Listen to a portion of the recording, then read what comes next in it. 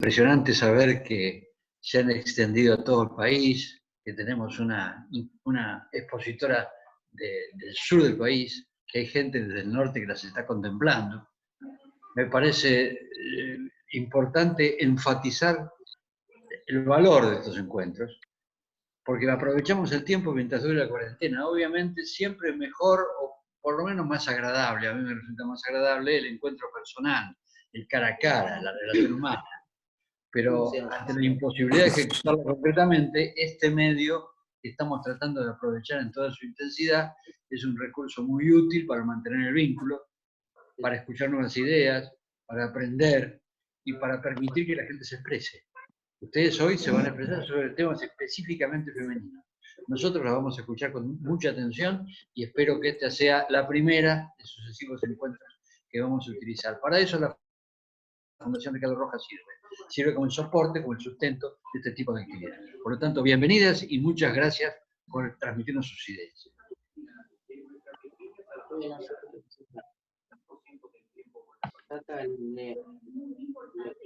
Bien, bueno, buenas tardes a todos. Yo, en nombre de la Red de Mujeres Radicales de la provincia de Buenos Aires, quiero darles la bienvenida, agradecerles la participación y agradecer muy especialmente a la Fundación Rojas permitirnos utilizar este dispositivo que permite acercarnos, como bien está diciendo el doctor Caselas, y también transmitir y difundir nuestras actividades y algunos temas que, si bien están catalogados como específicamente de mujeres, está bueno que empecemos a abordarlo de manera conjunta, que el hombre se comprometa con estas temáticas y las fomente también, que acompañen a sus mujeres, que como en la lactancia, que los fomenten sus hijas, en sus nietas, que sepa también dar una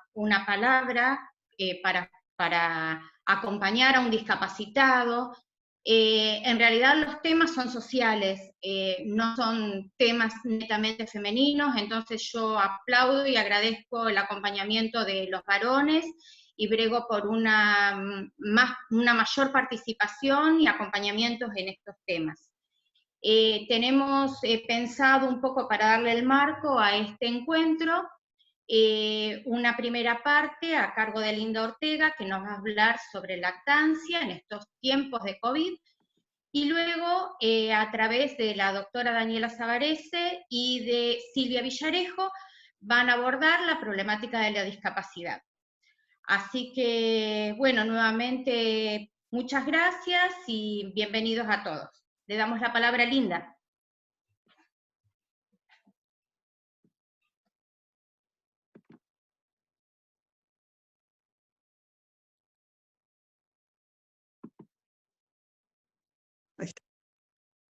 Bueno, mi nombre es Linda Ortega, soy puericultora universitaria, egresada de Fundalam UNSAM, militante radical, milito en el Comité de Distrito de Ituzaingó.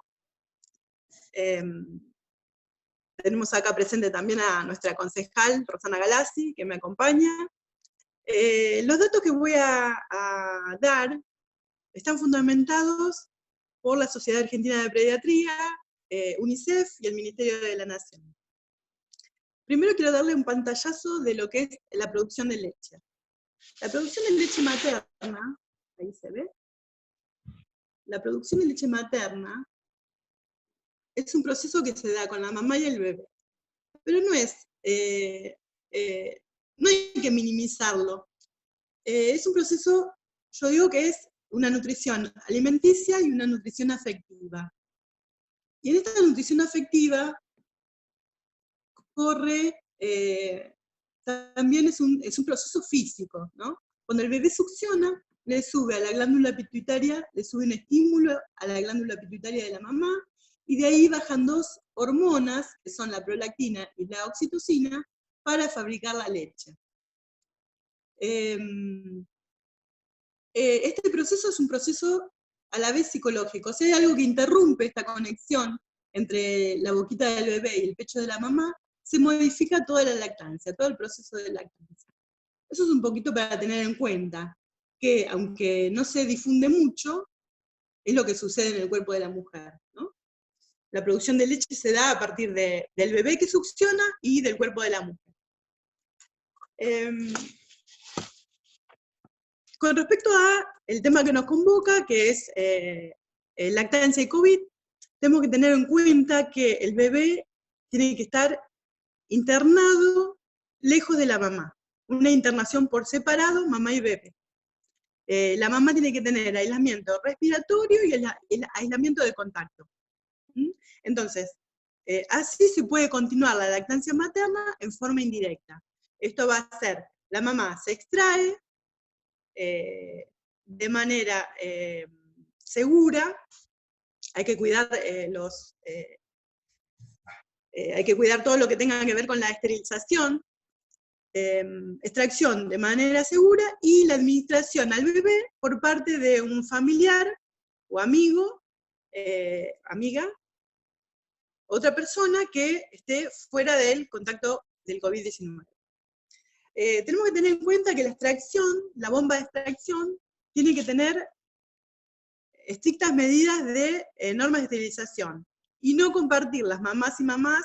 Las mamás por ahí en el hospital, trabajo en el Hospital Héroes de Malvinas, de Merlo, por ahí las mamás en el hospital no saben que no hay que compartir la leche, ya se le explica en el hospital, le damos charlas de lactancia, tenemos un gran comité, que no hay que compartir, que la teta es solamente para su bebé y no para otro, que los elementos de lactancia se higienizan y después se esterilizan, tienen todo un proceso de esterilización, y cada mamá todos los días usa un nuevo set de lactancia.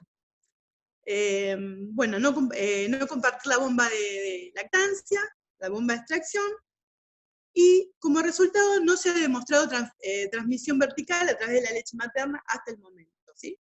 Eso es lo que dicen. Tenemos que tener en cuenta también las medidas de higiene, que son empezando por el lavado de manos de las mamás y del personal sanitario. El lavado de manos cumple una serie de pasos, lo más seguro es el agua y jabón, y al personal sanitario, agua y jabón, y en el medio pueden ir hasta 4 veces el lavado higiénico con frotado de alcohol, una solución alcohólica. Para esto en sí es cortito el tema, pero lo que tenemos que implementar son políticas públicas. En cuanto a políticas públicas, lo más acertado es el agua potable, porque si tenemos una población, como por ejemplo en Ituzaingó, más de 25 años, y hay zonas sin agua potable, bueno, tendríamos que hacer proyectos, insistir y implementar políticas públicas que tengan que ver con dar agua potable a la población más vulnerable. Bueno, y la conclusión, que no se ha demostrado hasta el momento, transmisión vertical a través de la leche materna. Nada, agradecer a la Fundación Rojas y la Red Mujeres Radicales el haberme permitido estar esta tarde, y agradecer el asesoramiento de Liliana Blanco, Paola Escobar y Mercedes Sada del Hospital Héroes de Malvinas. Gracias. Ya pasamos para las chicas, Adri. Bien. Gracias. Bueno, gracias Linda. No sé si hay alguna duda, alguna pregunta que alguien quiera formular, y de no ser así, pasamos al tema de discapacidad, pero era importante remarcar que no se debe interrumpir la lactancia materna, que es un alimento fundamental, siempre teniendo en cuenta todo el protocolo que se aplica en función de esta pandemia que estamos atravesando. Así que si no hay preguntas, podemos pasar a la doctora Savarese para que comience con el tema de discapacidad. Gracias. Bueno, buenas tardes a todos. Gracias por la invitación. Para mí es un honor estar con semejante acompañamiento. El tema de discapacidad es un tema muy amplio, y la verdad que es difícil tal vez agarrar y centrarme en uno solo. Lo que quiero resaltar hoy es la discapacidad en tiempo de pandemia y todo lo que nos tocó atravesar desde el momento, desde que comenzó este aislamiento obligatorio y preventivo obligatorio. La verdad que fueron muchos problemas en que tuvo que atravesar el colectivo de la discapacidad. Afortunadamente, muchas son las organizaciones que se trabajó en este tema y de a poquito se van encauzando. En primer lugar, la discapacidad, tratamos de que el concepto de discapacidad se entienda como una construcción social y no el paradigma médico, el paradigma médico que se venía tratando hace muchos años, ¿no? De ver a una persona con discapacidad como igual a enfermedad.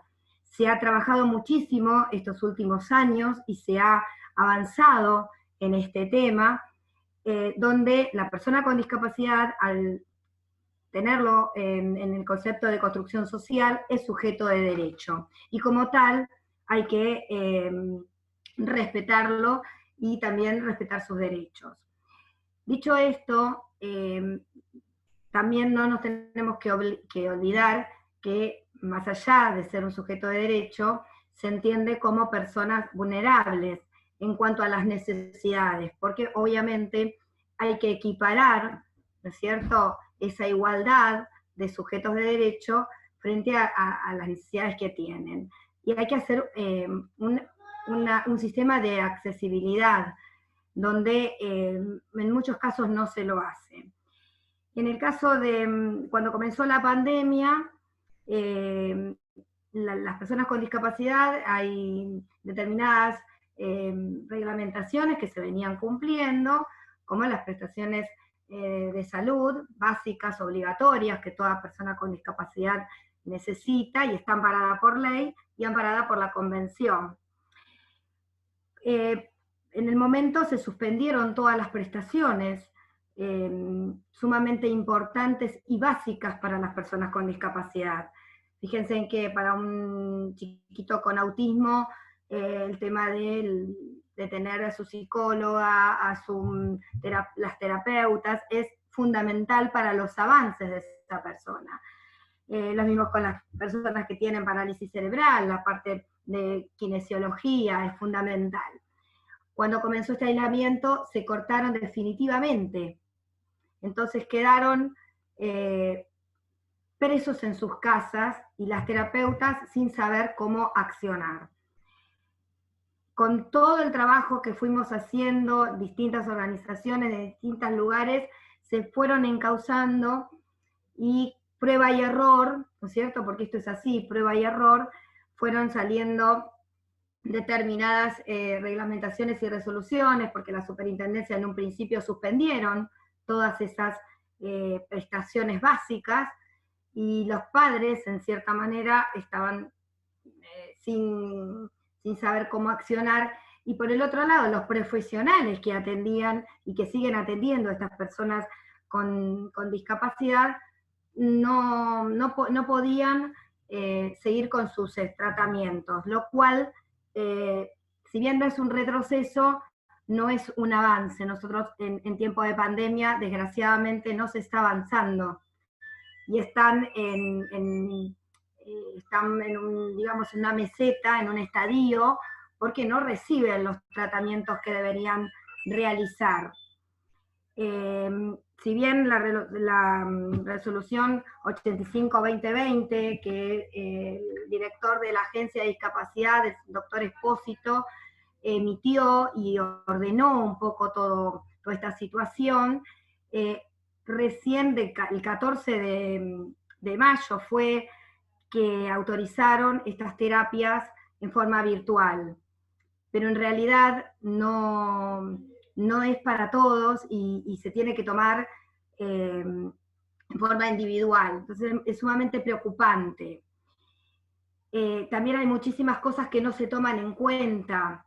Por ejemplo, las personas con discapacidad que trabajaban en los talleres protegidos, personas adultas, ahora voy a las personas adultas, que en realidad el monto que reciben es mínimo, son no más de 3.500 pesos la mayoría, sin aportes, es un trabajo precario, no tienen acceso a la ayuda que dio el gobierno, la ayuda familiar de emergencia, el ingreso familiar de emergencia, IFE, porque se los rechaza, porque están dentro de un taller protegido. Por otro lado, si reciben la pensión, tampoco reciben esta ayuda, no reciben no reciben la tarjeta alimentar tampoco. Entonces, realmente es mucho esfuerzo que uno está haciendo y no se escucha. Yo el otro día estuve mirando la Comisión de Discapacidad, que se hizo una interpelación con el doctor Espósito de la agencia, y realmente no tenían ni idea, muchos diputados no tenían ni idea de las necesidades básicas por las cuales está pasando, y hacían unas preguntas realmente muy básicas que me dio mucha pena, porque las necesidades son infinitas. No digo que es el único sector que tenga necesidad, pero no se está implementando políticas que solucionen determinados problemas básicos, como ser una pensión general y universal para las personas con discapacidad, por ejemplo, pero con un monto digno, con un monto equivalente a un beneficio, como hemos presentado en su momento con Inés Hunt, hemos hecho un proyecto de ley de pensión universal, hemos golpeado un montón de puertas a varias diputadas también radicales y sin respuesta. Hoy hay un proyecto de ley con media sanción en diputados, una ley que se llama la Ley Integral de Discapacidad, pero tampoco habla exclusivamente de un beneficio para las personas con discapacidad en el sentido de beneficio económico, ¿no? Entonces son muchas cuestiones. Tampoco la visión que se tiene en todos los proyectos de ley es una visión de ventaja o de minusválido, y en realidad lo que estamos tratando de luchar es que a la persona con discapacidad se la vea como persona, como sujeto de derecho, y sobre todo se respete la autonomía. Porque ustedes fíjense que en todas las resoluciones que van saliendo en el boletín oficial, y pueden ver la 349, la 85-2020, hablan papás, mamás, o sea, se los trata en forma de infantiles, y tenemos muchas personas con discapacidad adultas que trabajan, que tienen necesidades especiales, que tienen necesidades porque necesitan un sistema de accesibilidad que no la tienen, porque el Estado no lo provee, y porque hay un desconocimiento total en políticas de discapacidad. Les cuento que me quedé muy apenada cuando escuché esa comisión la comisión de discapacidad por televisión, la vi, las preguntas básicas que le hacían al director, cuando en realidad le podían haber hecho implementar muchísimos trabajos. Yo digo, desde nuestro lugar, desde nuestro espacio, ¿no es cierto?, de que cada uno milita, la discapacidad es un tema que tiene que estar en la vida cotidiana, porque no hay lenguaje de señas. Por ejemplo, acá en esta reunión tan importante, por ahí si hay alguna persona que lo escucha, tendríamos que buscar algún intérprete de señas. No hay una inclusión realmente efectiva que se pueda hacer. Y con el tema del COVID-19, les cuento que no hay protocolos especiales. Entonces un chiquito o un adolescente con autismo de 18 años se lo aísla, se lo deja solo en una habitación, no se lo acompaña. Entonces, ¿cómo se le explica a esa persona? ¿Me explico? No, o sea, el director de la agencia habla de apoyos esenciales o apoyos, no, hay que hablar de accesibilidad. de un protocolo especial para las personas con discapacidad en tiempo de pandemia. Quiero buscar información que me den el Ministerio de Salud, cuántas personas con discapacidad tienen internadas, o cómo es el proceder de los médicos frente, si hay psicólogos acompañándolos. No obtenemos ninguna información porque no la hay, porque no hay psicólogos acompañando a las personas con discapacidad que hoy están internadas. De hecho, los hogares que están aislados hoy, tenemos información de que hay algunas personas contagiadas, pero no tenemos la información, digamos, efectiva y exacta que nos pueda decir cuántas personas hay, dónde están, cómo ayudar o cómo asesorar a esos médicos en tiempo de pandemia. La verdad que es lamentable y exigimos nosotros a través de un documento que estamos elaborando, y tal vez en este espacio serviría para hacer un documento donde se le podría pedir la realización de un protocolo para las personas con discapacidad, no solamente niños, sino también adolescentes y adultos, cómo están acompañando a los médicos y si tienen un cuerpo de psicólogos especialistas en discapacidad, porque yo lo que veo es que no hay un cuerpo especialista en discapacidad que puedan colaborar con ese diputado, con ese médico o con ese paciente que hoy en día lo está padeciendo.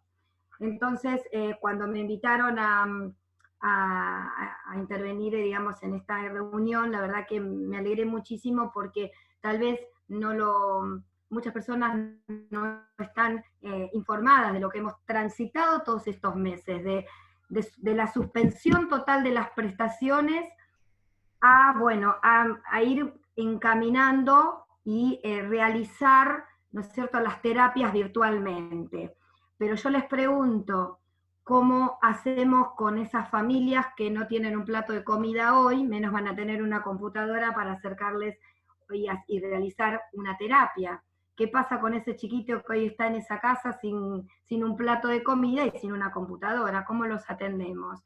Entonces es un tema que a mí fundamentalmente me preocupa muchísimo en el interior del país, cómo se están manejando en tiempos de pandemia, cómo están haciendo las terapias y fundamentalmente cómo los están atendiendo en los hospitales públicos y en los sanatorios cuando no te dejan si es menor sí, pero cuando no te dejan acompañar después de los 18 años a las personas y las internan solos.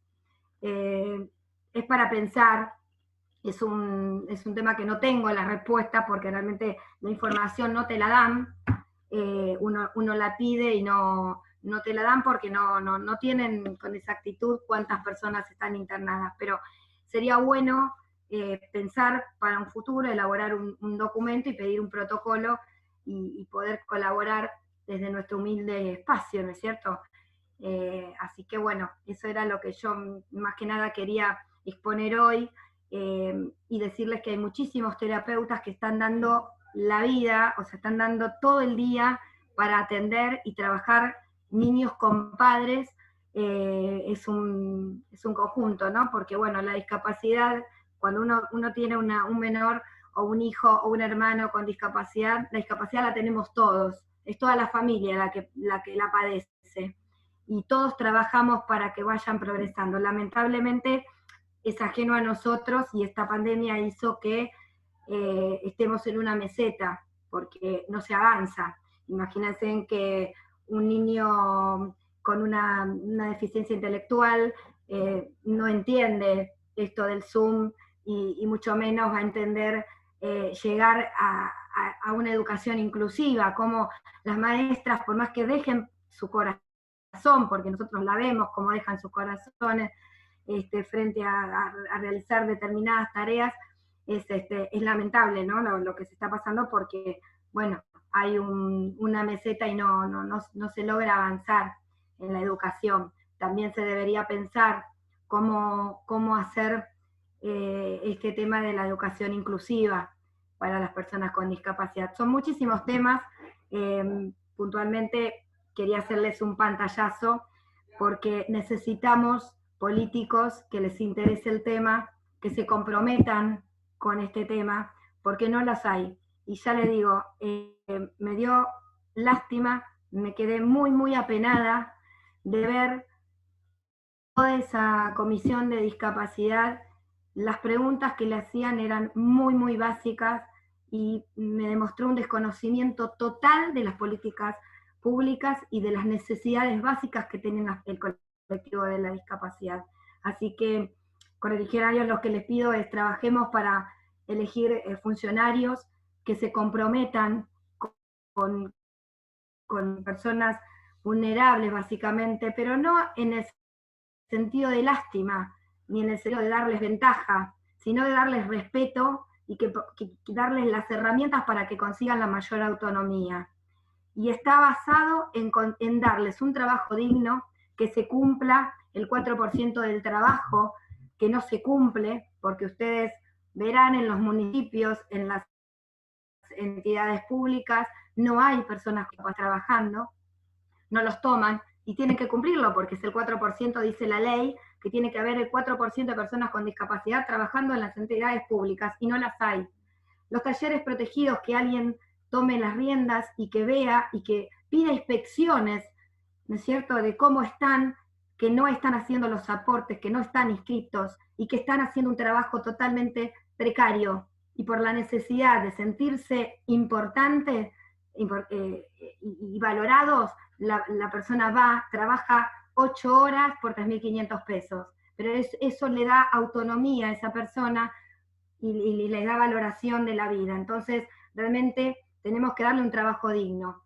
Y por otro lado, tratar de lograr que salga este famoso proyecto que venimos presentando con Inés desde el 2016 y 2017, lo presentamos el año pasado también, y nadie toma el interés de leerlo, porque sería muy importante, porque no solo le daríamos el ingreso a esa persona para sentirse valorada, autónoma y respetada, sino también tendría una obra social digna, sería PAMI o el proyecto, lo que se disponga, pero no estaríamos peleando hoy por la barbaridad que es incluir salud y el desprecio por la salud que están pasando. Así que nada, por lo pronto cierro con esto, para que en el futuro tratemos de valorar y buscar funcionarios que se comprometan verdaderamente con el colectivo de la discapacidad. Que tengan buenas tardes, y no sé si quieren alguna pregunta. Si les parece bien, propongo que siga Silvia y luego se hagan las preguntas en base a toda la temática de discapacidad, si están de acuerdo. Bien, adelante Silvia entonces.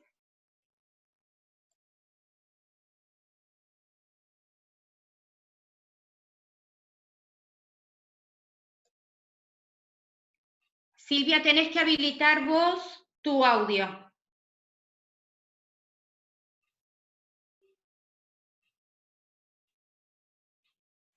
ver ahora. ¿Y ahí qué pasa? A ver.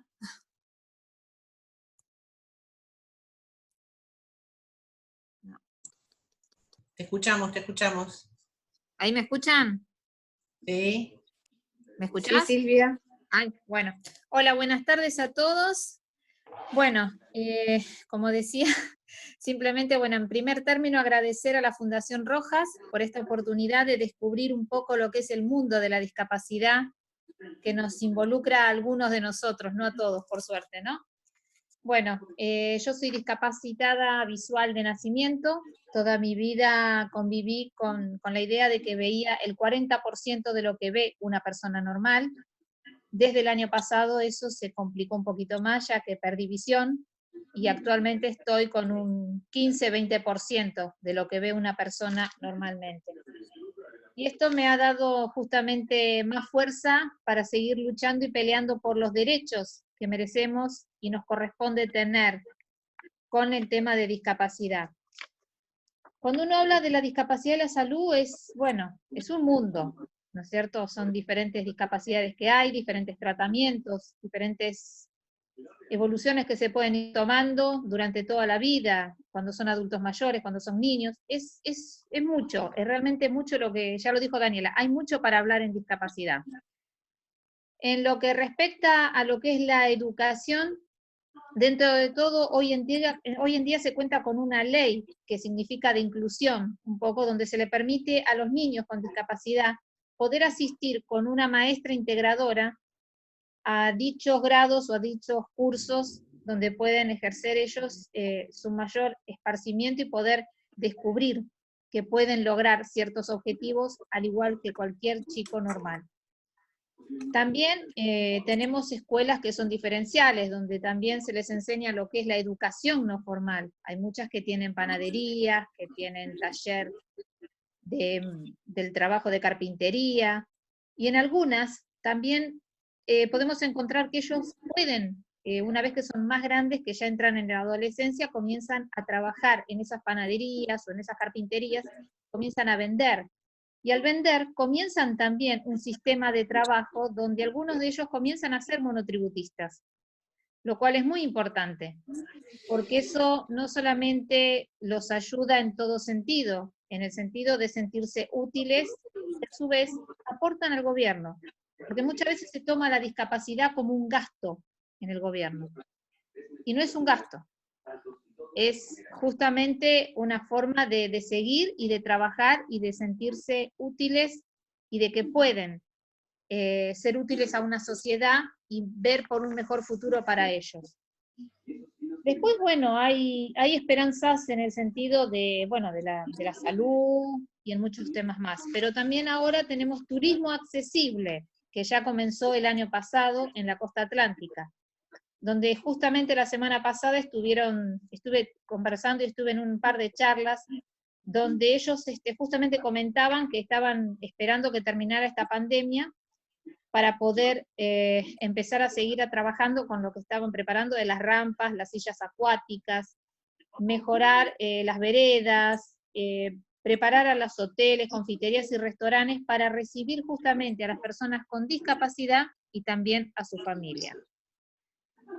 Esperamos que esto comience a verlo también en todo el resto de las provincias, ¿no? Que todas las provincias turísticas se puedan sumar a todo este sueño, que es el derecho de poder disfrutar de unas vacaciones junto con la familia, de todas las personas discapacitadas. Hay también en el mundo de la discapacidad el deporte. Muchos sabemos que hay muchos deportistas que en las Olimpiadas han participado y han traído muchas medallas. Y después el deporte que se puede ir haciendo por lo general en cada lugar donde uno vive.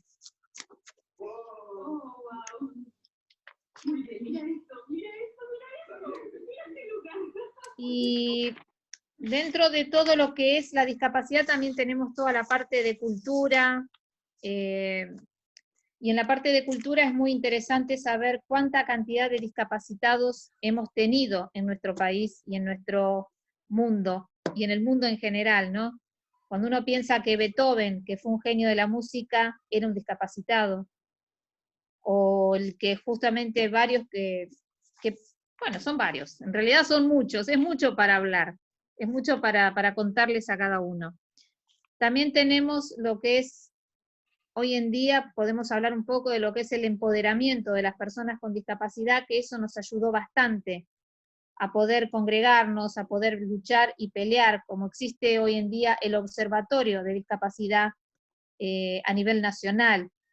Yo estoy a cargo del Observatorio de la Comuna 12, donde estamos planificando y preparando, una vez que termine esta pandemia, poder trabajar y poder llevarle justamente a las personas con discapacidad muchos de los derechos que tienen y que merecen.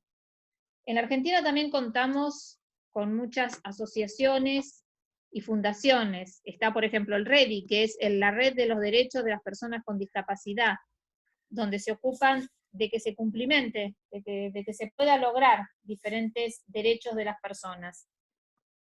Y tenemos también a Copidis, que es una de las asociaciones que justamente trabajan con la discapacidad, informando y facilitando que las personas con discapacidad podamos lograr diferentes objetivos. Y voy a hablar un poquito ahora de lo que es la Unión Cívica Radical. Y en la Unión Cívica Radical, desde hace unos años, se logró que comenzara, y creo que nació, si no me equivoco, en el sur, bien en el sur nació, el Encuentro de Mujeres Radicales. En ese encuentro de mujeres radicales, justamente, en el que yo comencé a ir fue al de la ciudad de Mendoza, ya venían ellos en varias más, y bueno. Y las conclusiones que se han sacado realmente fueron muy enriquecedoras y cada vez van siendo mucho más productivas para que los que estamos en discapacidad y dentro de la Unión Cívica Radical podamos trabajar con más fuerza.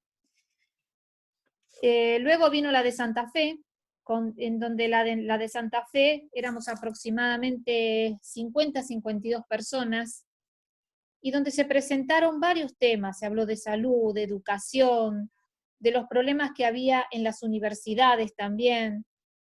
Saltó justamente el tema de un chico que estaba terminando su secundario y que al estar terminándolo, la ilusión de él era poder recibir su título de secundario, y lamentablemente cuando llegó el momento le dijeron que él no podía tener ese título porque era discapacitado. Eso pasó en una provincia de Argentina. Y eso se tiene que reglamentar, se tiene que trabajar y se tiene que hacer a nivel nacional, porque lo que nos está haciendo falta, sin lugar a dudas, es por sobre todas las cosas un Estado presente. En ese mismo taller de discapacidad que fue hace 2 años en la ciudad de Santa Fe, hubo otro problema que se presentó también, y que fue justamente donde nació un proyecto que se está gestando junto con la señora Inejam y algunas correligionarias más, y que trata de lo siguiente. El problema que surgió fue que muchas personas, cuando tenían que trasladarse de una provincia a otra, tenían la grave dificultad que tenían que estar sacando, ¿cómo es que le llaman? Permisos especiales para poder viajar internamente en una provincia que estaban en ese momento de visitas, ya que el CUD y todo lo demás no les servía totalmente. Entonces fue cuando... Upa, se me fue. Epa. Se me fue.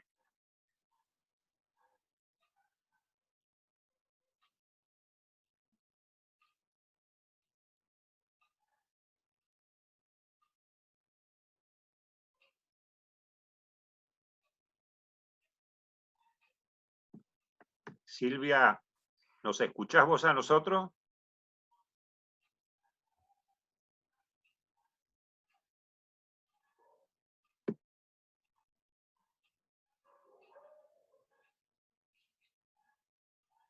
Se frizó la imagen, seguramente tiene problemas de conectividad. Sí, problemas en internet debe tener. Sí. Bueno. Yo, si me permiten, mientras vemos si se resuelve el problema de conectividad de Silvia, le preguntaría a Daniela, porque hay un tema que se mencionó recién, del que hace muchos años conocí algo, estuve participando, es sobre los docentes integradores en las escuelas. ¿Hay docentes integradores en todas las escuelas?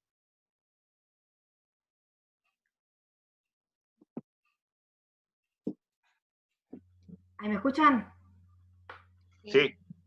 Bueno, el tema de las docentes integradoras, que bueno, acá hay varias docentes, es una prestación que sí se cubre, se pide, obviamente va en base a un pedido médico, y hay un tema con las maestras integradoras, porque en realidad hay para lograr la integración inclusiva, de forma total, el Se te fue el audio. Dani, cerraste tu audio, tu micrófono. Ahí está. Lo que necesita, todas las horas que necesitan y que dure en la escuela, ¿no es cierto?, mientras estén en el periodo escolar. El tema que las obras sociales y las prepagas te cubren 2 veces por semana y determinados modos, determinadas horas. O sea, no todas las 4 horas diarias y semanales. Entonces tenemos que hacer todo un pedido médico y muchas veces terminamos en amparo porque se tiene que concluir. Maestra integradora va 2 veces y 3 veces va un acompañante terapéutico. Entonces el chico termina con la maestra de grado más la integradora, que son 2 veces por semana o 3, y el resto el acompañante terapéutico, porque no te cubre la totalidad del ciclo escolar y todas las horas que dure escolar. O sea, y maestras integradoras hay, pero tenemos ese problema. Las obras sociales te cubren un determinado horario y módulos. Entonces terminamos con un amparo, que muchas veces, me escuchan, ¿no? Sí. Que muchas veces lo ganan, pero bueno, hay padres que no tienen los recursos para ir a un abogado y presentar un amparo para que la misma maestra integradora, sea las 4 horas que trabaje en concordancia con la maestra de grado, ¿sí? Y pueda estar combinando la educación inclusiva. Por lo pronto, la educación inclusiva, según mi opinión, y esto me hago cargo y es personal exclusivamente, porque por ahí hay docentes que no la comparten, no se cumple el 100% para nada. Primero porque a las maestras de grado no le dan las herramientas necesarias para trabajar con un chico con discapacidad. Entonces los padres nos enojamos con la maestra, nos enojamos, me incluyo porque me ha pasado que me he enojado y después que de muchos años lo entendí, que la maestra no es la que tiene la culpa. No le dan, el Estado no les provee de las herramientas de accesibilidad y de los elementos que necesita el alumno con discapacidad para que pueda elaborar una educación inclusiva y que pueda adaptarle esos contenidos a las necesidades del alumno. Entonces, para eso están las maestras integradoras. Pero ¿qué pasa? Las maestras integradoras no te cubren todos los días de lunes a viernes. Dan determinados módulos y determinados horarios. Y hay chicos que necesitan el acompañamiento a las 4 horas escolares. Entonces tenemos que terminar pidiendo un acompañante terapéutico para que se cubran las 4 horas. O sea que el chico tiene 4 o 5 personas acompañándolo. Entonces la autonomía pasaría a segundo plano. Bueno, No sé creo si que le ahí contesté. volvió. Bueno, ahí pude Silvia. regresar. Estamos. ¿Me escuchan bien? Sí. Bueno, perfecto. Bueno, se me cortó la señal, eso es lo que pasa. Es habitual acá en el barrio de Coglan que pase eso. Yo me manejo con un celular, así que debe ser por eso también. Bueno, les estaba contando que en la provincia de Santa Fe, donde tuvimos el encuentro de mujeres radicales, uno de los temas que había surgido fue el problema de que algunas mamás y hermanas que tenían que viajar con sus familiares discapacitados, les costaba conseguir los permisos y las autorizaciones para no tener que pagar su pasaje. Hablamos de provincia a provincia y en viajes internos. Fue entonces cuando sugerí que tendría que ser justamente haber una modificación y que lo mejor sería que en vez de haber tantos permisos, según las líneas de micros y colectivos, tendría que estar justamente en el DNI de nosotros, donde constan todos los datos de la persona y de la persona con discapacidad, para que en ese lugar, por intermedio de una codificación, en un rinconcito chiquitito, con una codificación pudiera especificar que esa persona era discapacidad y que tenía derecho, acompañándose por el CUT, que es el certificado de discapacidad, poder subir al micro o al colectivo y poder viajar y trasladarse tanto sea en una línea como en otra. Creo que eso se tiene que fundamentar, y ese es un proyecto de ley que justamente lo estamos gestando y se está preparando con la señora Inés Ham y un par de correligionarias más. Así que espero que realmente pueda salir. Vamos a trabajar desde el Observatorio de la Comuna 12 también acompañando y apoyando, y por supuesto desde la Unión Cívica Radical en general. Es muy grande todo lo que hay para hablar con discapacidad, es importante todo lo que tenga que ver, pero vuelvo a recalcar que es muy importante que podamos tener un Estado presente, y me sumo justamente a lo que decía Daniela, con respecto a los derechos que nos corresponden, al proyecto que ellas prepararon y tienen, y que lo están trabajando, y que están esperando que realmente se pueda empezar a votar, ¿no? Eso podríamos hablar perfectamente de lo que es la Fundación 11 en España, donde los derechos a ese tipo de personas, que la Fundación 11 se dedica a la discapacidad visual en todo su contexto. Ellos no solamente tienen las pensiones no contributivas para la gente, sino que además, cuando una persona con discapacidad visual comienza a tener un trabajo, o ellos le consiguen el trabajo, o le dan, le hacen un descuento, pero tiene una base que es de por vida, junto con el certificado de discapacidad, comienzan ya a tener ese tipo de jubilación o pensión asistencial. Y creo que eso es muy importante, que podamos empezar a mirar un poquito lo que hace el 11, que no en vano ya cumplieron 81 años en España, y nosotros no tenemos nada, hasta el día de hoy, absolutamente nada en ese aspecto. Y también tienen otro tema muy importante, que es el CERMI, que es el Comité de Discapacidad, donde justamente el año pasado en el Congreso Internacional de Discapacidad, que se hizo acá casi en la ciudad de Buenos Aires, pude conocer a una excelente diputada que tiene el PSOE y que trabaja en el CERMI también, que ella está en el área de las mujeres del CERMI, y que es la doctora Ana Peláez. Ana Peláez Narváez, quien durante muchos años luchó y trabajó, exactamente 3 años, para lograr la Secretaría de Discapacidad en las Naciones Unidas. También estaba justamente, ya estaba comenzando con el armado de algo que fuera más para Iberoamérica. No sé si ya habrá concluido o no, pero bueno, me imagino que debe estar por ahí un poco retrasada por todo lo que surge y lo que pasó con esta dichosa pandemia, ¿no? Y para concluir, de alguna manera les quiero leer, a ver si puedo, una reflexión final.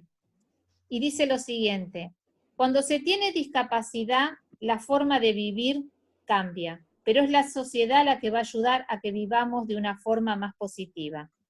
Las personas con discapacidad seguiremos siendo marginadas, en la medida que permanezcamos diferentes.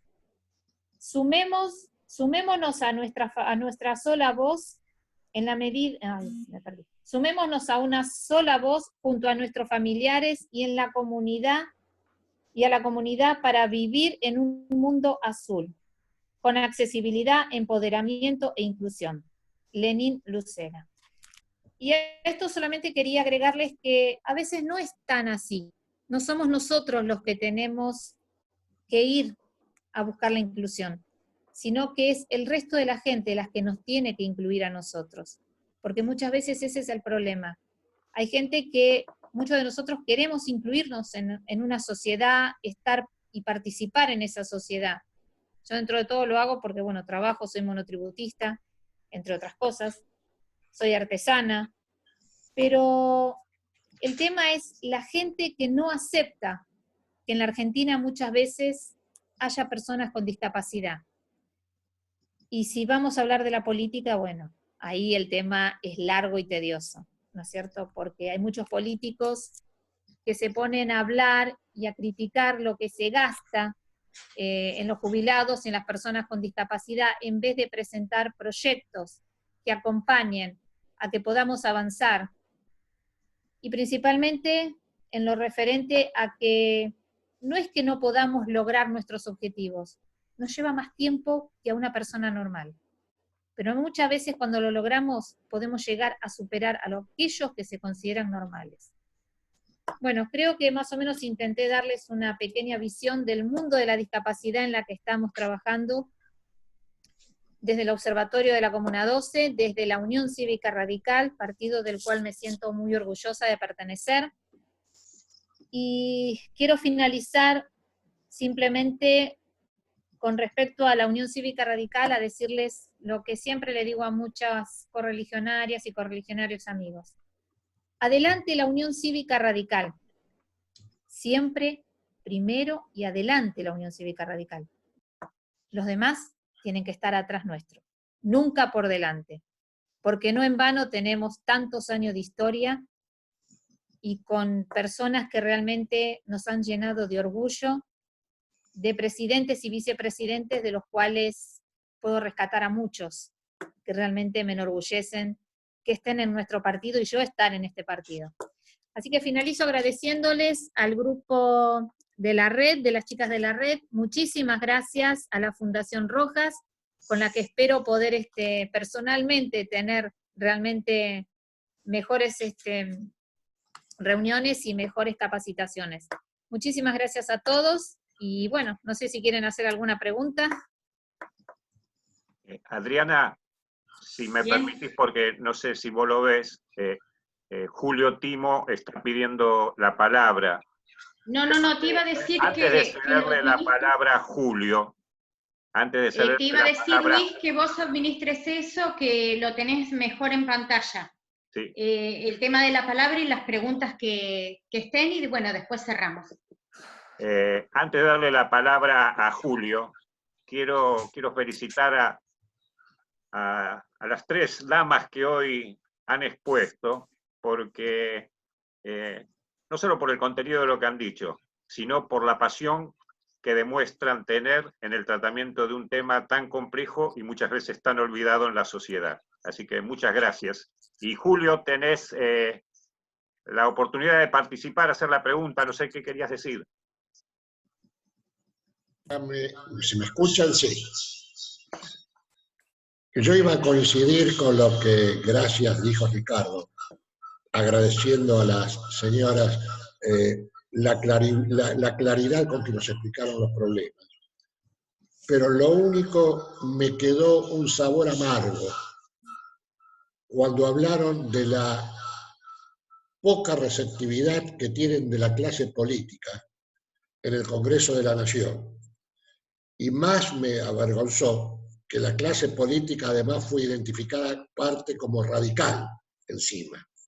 Es decir, si las señoras y los señores que se ocupan de discapacidad se preocupan en estudiar problemas, perder horas, trabajar para acercar un proyecto a una comisión que creo que es Mirta Tundis, la presidenta, creo, y ninguno tiene la amabilidad de contestar con la cantidad de asesores que deben tener.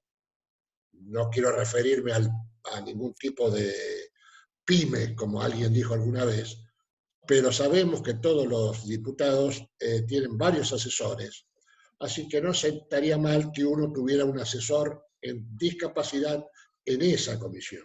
Pero además que nosotros, desde cada uno de nuestros lugares políticos, impulsemos, aunque sea indirectamente, que se preocupen por atender este tipo de proyectos que se les sirvió para que lo estudien, lo discutan y lo presenten. Después, si lo aprueban o no lo aprueban, es otra historia, pero realmente me siento involucrado en la ineficiencia de los señores y señoras diputadas del Congreso de la Nación. Nada más. Liliana Denot. Liliana, tenés la palabra. Sí, ¿me escuchan? Sí, te escuchamos bien. Sí, sí. Sí, si querés darle que Daniela, creo que quería hacer una aclaración a lo que comentaban recién, que le dieras la palabra a Daniela y después bueno, yo hago la pregunta. Daniela. Gracias, Luis. Muy chiquitito. La verdad que coincido con Julio, porque cuando habló en la comisión, que yo les comentaba que había tenido la oportunidad de verlo en televisión, se le acercó el proyecto también de pensión, y encima Mirta Tundi es una especialista en previsión, y jamás tocó el tema de los beneficios previsionales que se le podrían otorgar o la preocupación de la parte económica de las personas con discapacidad. Así que coincido con Julio porque realmente es lamentable que no se involucren en estos temas. Nada más, gracias. Perfecto. Liliana. Bueno, ahora sí, entonces, buenas noches otra vez a todos.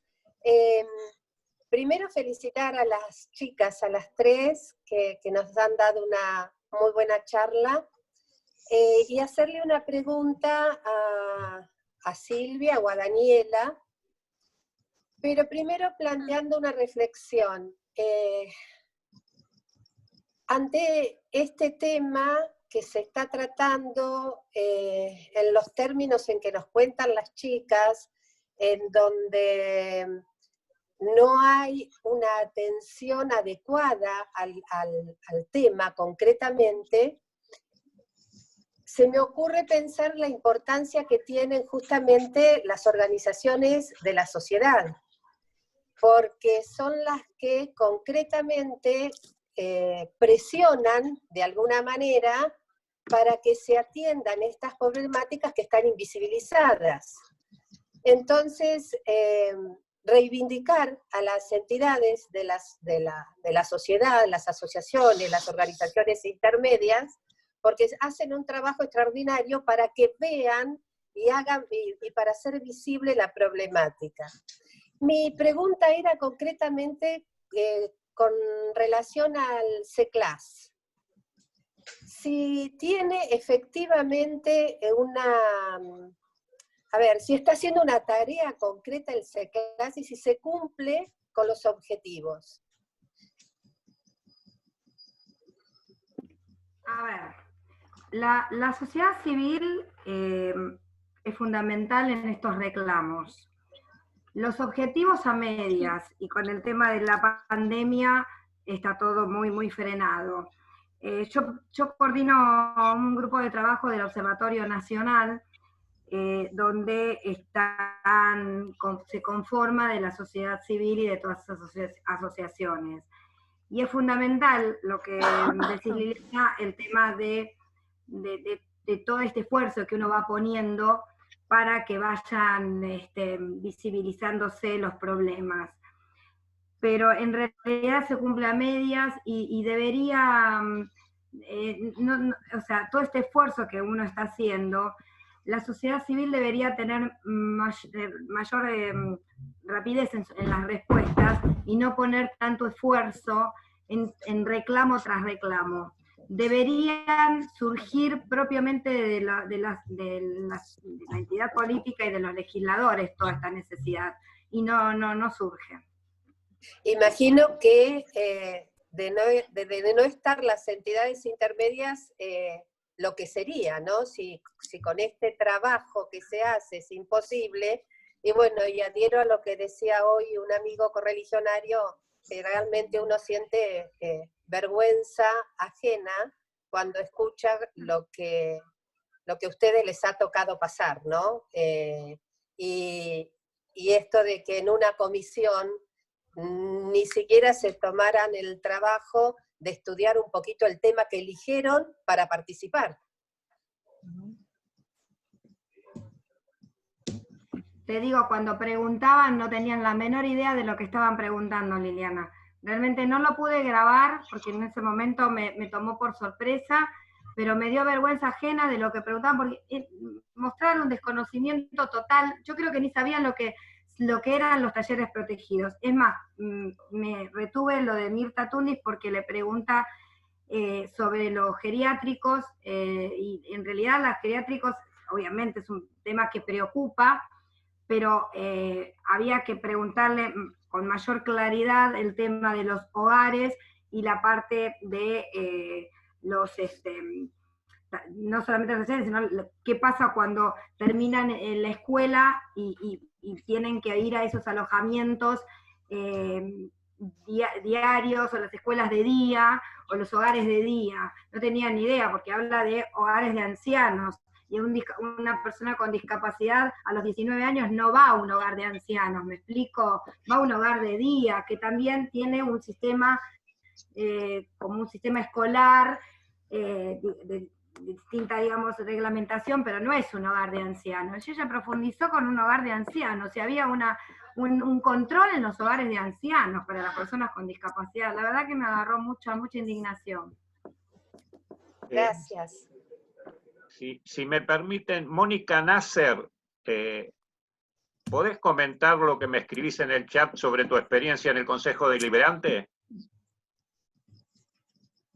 ¿Estás, Mónica? Hola. Hola, sí. Sí.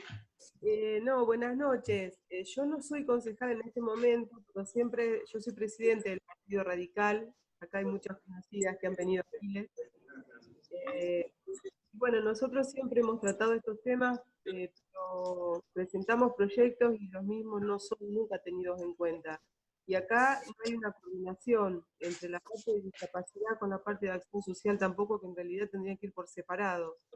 Pero me parece que es un tema como que siempre lo dejan de lado. Y realmente la gente tiene que andar de un lado para otro sin poder resolver el problema. Ese es el problema. No sé por qué se rehúsan a trabajar realmente con la parte de discapacidad.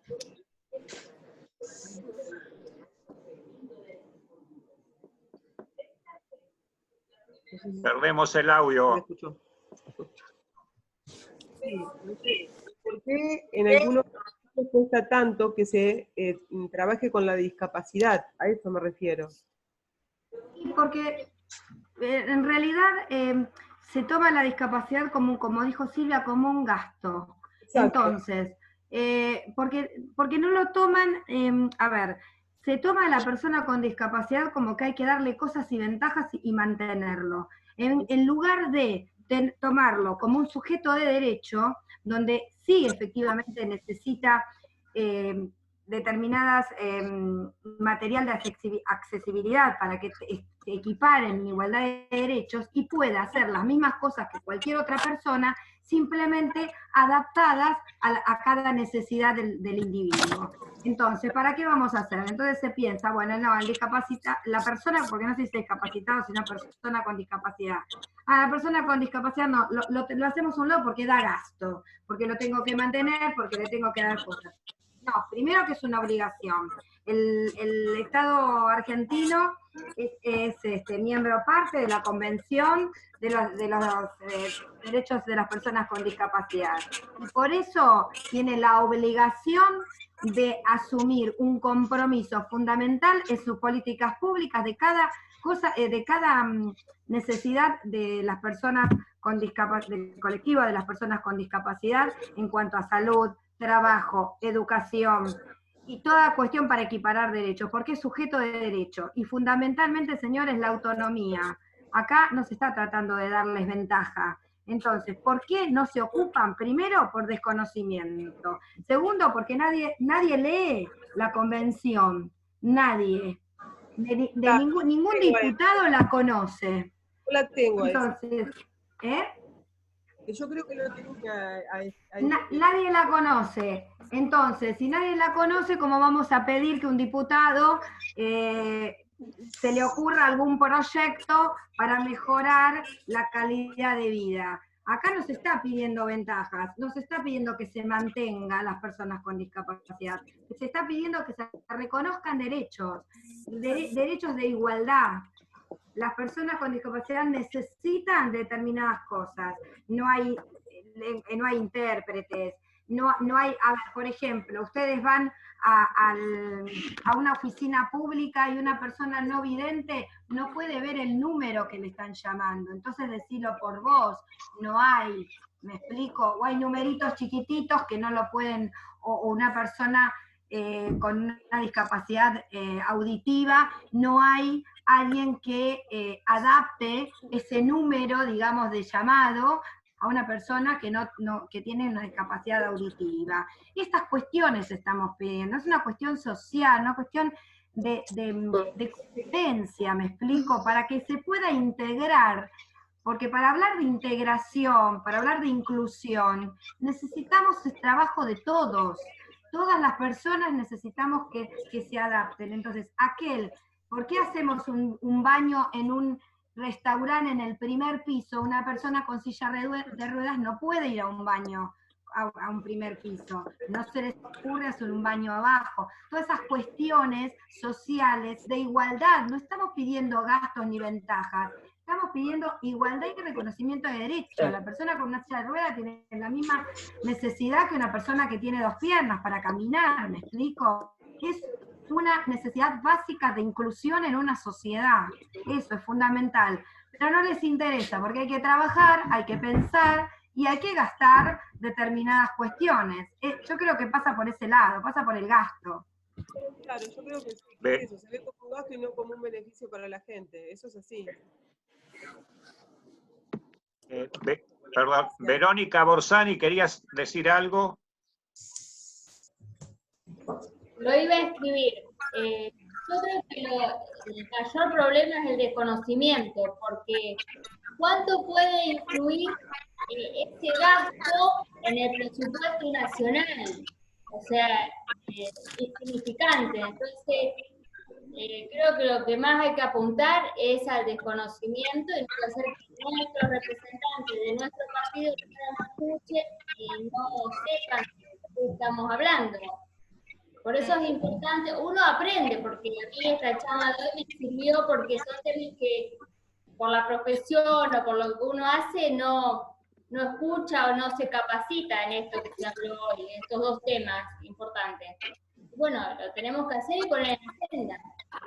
Porque en la agenda y en... No puede ser un fundamento porque es insignificante en un presupuesto nacional o provincial, incluso en el municipal. No, pero te cuento un dato, la gestión anterior, se modificó, bueno, antes la discapacidad estaba por el Ministerio de Desarrollo, cuando asume Macri, cambia y inicia, digamos, la agencia de discapacidad que pertenecía a la vicepresidencia. La agencia de discapacidad le dejó un montón de dinero de presupuesto, pero no se hizo nada. No se hizo nada porque no les interesó, ¿entendés? Porque presupuesto había, y de hecho hoy sale que hay más de, bueno, creo que era 1,5 millones de pesos en caja para realizar obras o mucho más dinero, y no se tocó esa plata. Primero porque no había gente, la agencia quedó sin director durante 4 años. O sea que la discapacidad no era tema de agenda en la administración anterior. Esta administración de este gobierno tiene un poquito más de interés, pero también tiene sus cuestiones de dinero, de sacar ventaja. Entonces, en realidad quedamos los radicales como que lo único que queremos es buscar políticas que nos hagan falta, y estamos en el medio y no encontramos la voz, porque no encontramos legisladores que se involucren en estos temas. No hay expertos en previsión social, no hay expertos en discapacidad. Expertos me refiero no a personas que tengan posgrado y estudio, sino que sepan del campo, del terreno, que la hayan pateado, que conozcan la realidad social de la gente. Y no lo hay. Porque vos podés tener muchos libros, muchos posgrados, pero no conocer la realidad de lo que está pasando en la gente. ¿Me explico? Y eso por ahí los legisladores de hoy no lo tienen. Tendrán muchos libros, no sé si algunos lo tienen,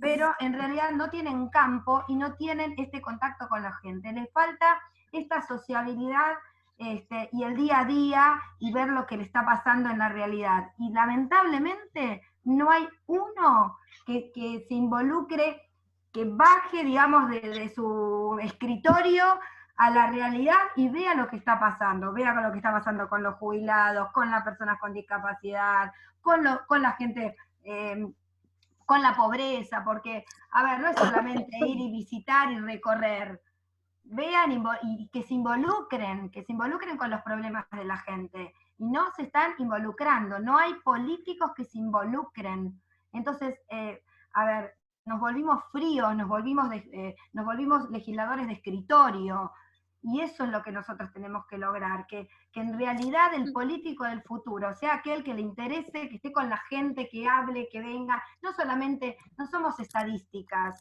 porque a mí a mí me muestran, no somos, el pueblo no es una estadística, necesita sociabilizarse, necesita ver el problema real, y de ahí, de los problemas reales salen los proyectos de ley.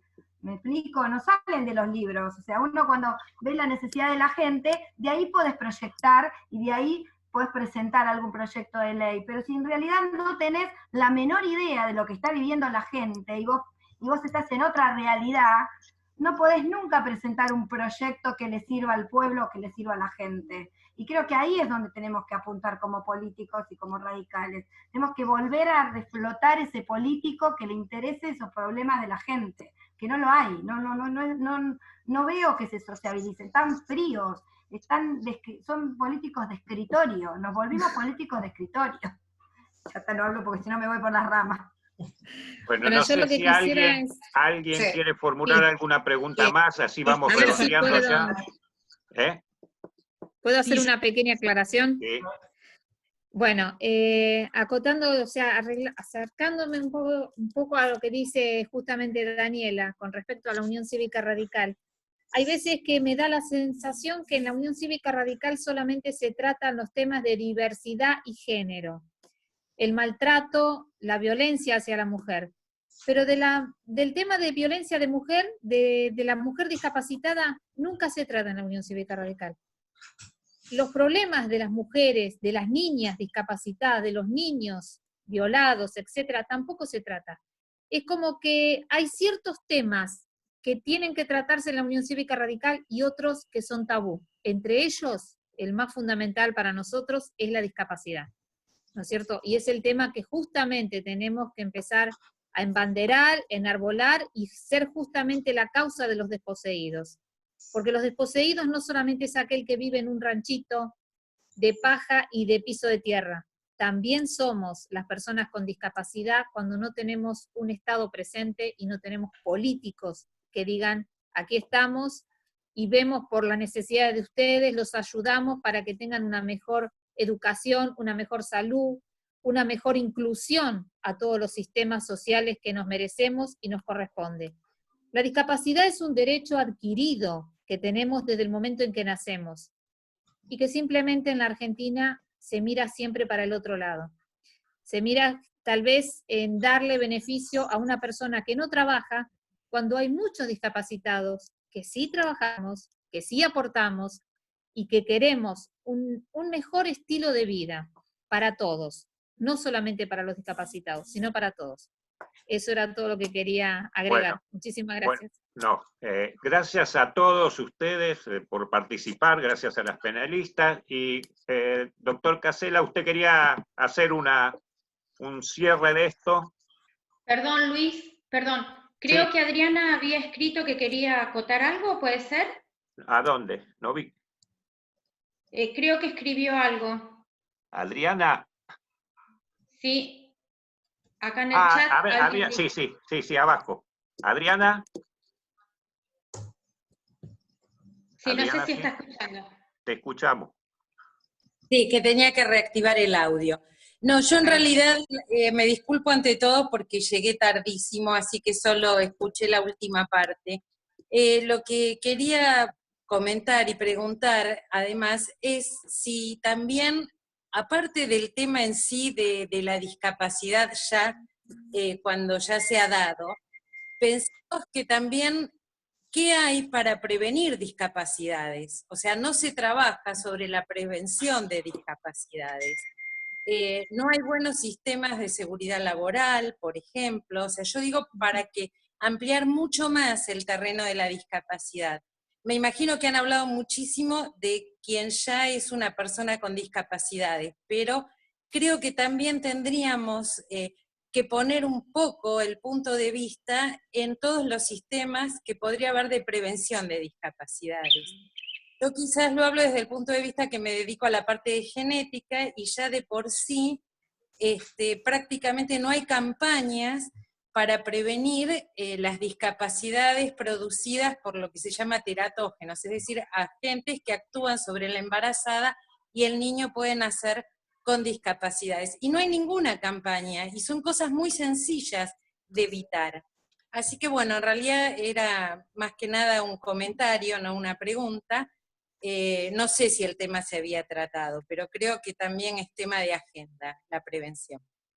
Es un tema realmente muy importante. Uno de ellos es el tema del glifosato y los problemas que traen las personas, justamente en las mujeres embarazadas. De ahí están surgiendo un montón de niños con discapacidades nuevas, que se puede evitar, pero el poder, el dinero, es mucho más importante que la vida humana.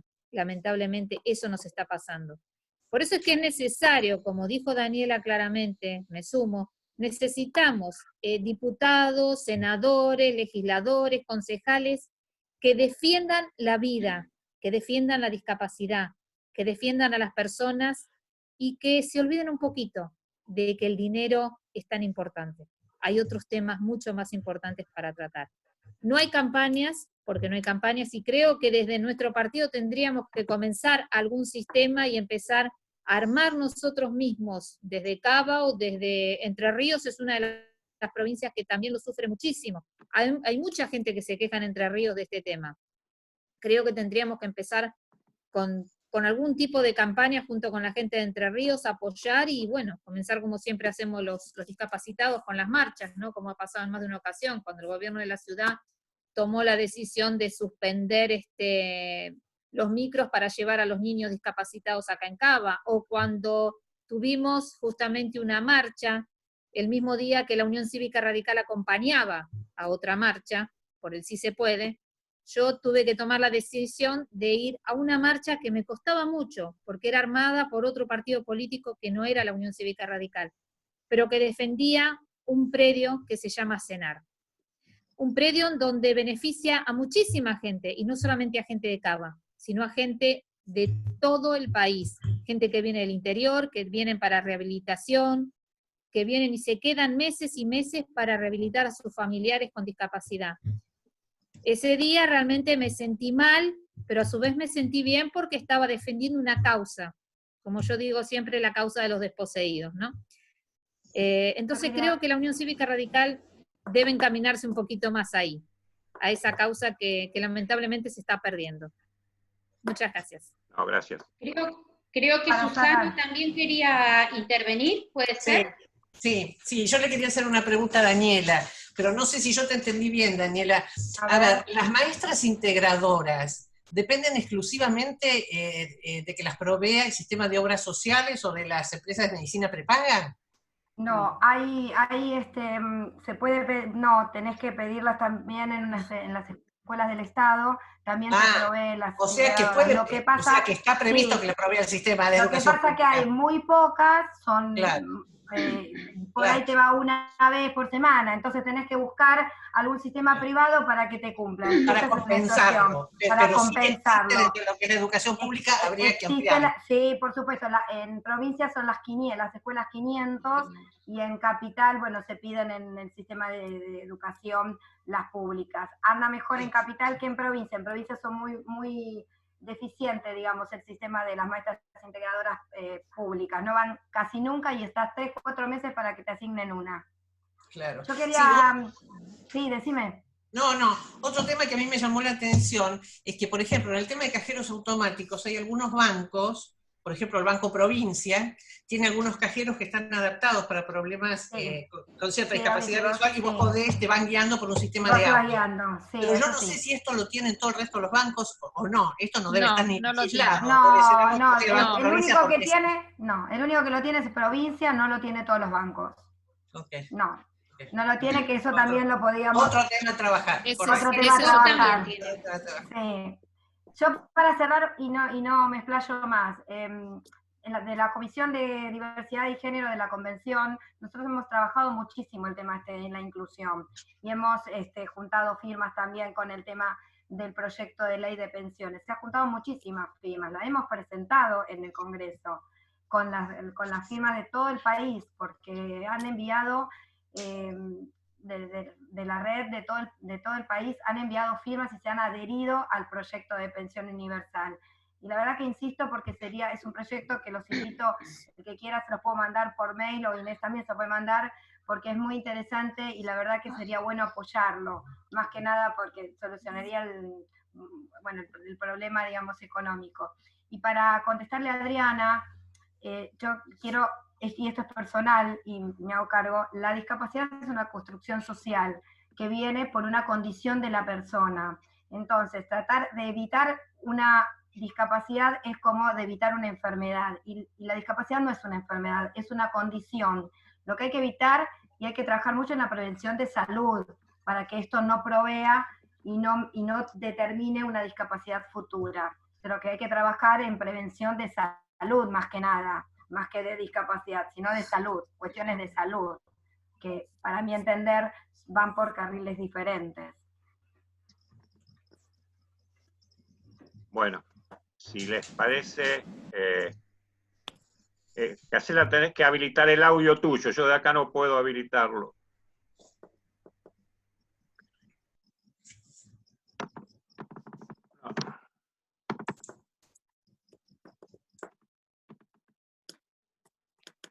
Ahí está. Ahí estamos, por supuesto. Realmente ha sido muy interesante, muy informativo. Para nosotros que no conocemos los temas de los que ustedes hablaron, hemos tomado estado de conciencia. Agradecemos la información que nos han transmitido y fundamentalmente el interés profundo que han puesto en la transmisión de la información. Adriana me corrigió cuando yo hice la introducción o le di un mensaje de bienvenida. Yo dije que se iban a tratar problemas de mujeres, ¿no? Adriana tiene toda la razón del mundo. Ustedes no trataron problemas de mujeres, trataron problemas nuestros, problemas que nos involucran a todos. Y por lo tanto el agradecimiento debe ser mayor que el inicio. Yo les agradezco a las expositoras, les agradezco a los concurrentes, agradezco el interés de las preguntas y dejo constancia de que la Fundación Ricardo Rojas está a disposición de ustedes para que formen parte de esta tarea de reconstrucción de la relación entre las personas con discapacidad y la sociedad global. Muchas gracias a todos. Bueno, yo también les agradezco a todos los participantes, reitero el agradecimiento a la Fundación Rojas, que siempre nos abre las puertas, que siempre está presto a facilitarnos no solo el espacio, sino todos sus recursos, para, bueno, tener una mejor llegada a los otros correligionarios. Y me parece importante y resalto la participación de los correligionarios en estos temas que sí muchas veces fueron como conceptuados de femeninos y ya vemos que no. Así que trabajemos juntos, volvamos a tener esa presencia de la Unión Cívica Radical frente a la necesidad de la población que cada vez se está acrecentando más. Volvamos a tener ese espacio que supimos tener y que siempre fuimos pioneros en la reivindicación de derechos. Así que, bueno, vuelvo a felicitar a las correligionarias, insto a todas que son muy preparadas para transmitirnos su saber y sus experiencias en otros temas que a veces van descubriendo. Gente que por dedicarse a una profesión o un oficio le es ajeno, y esto atraviesa toda la comunidad. Así que bueno, un agradecimiento a todos y un gusto haber compartido este espacio.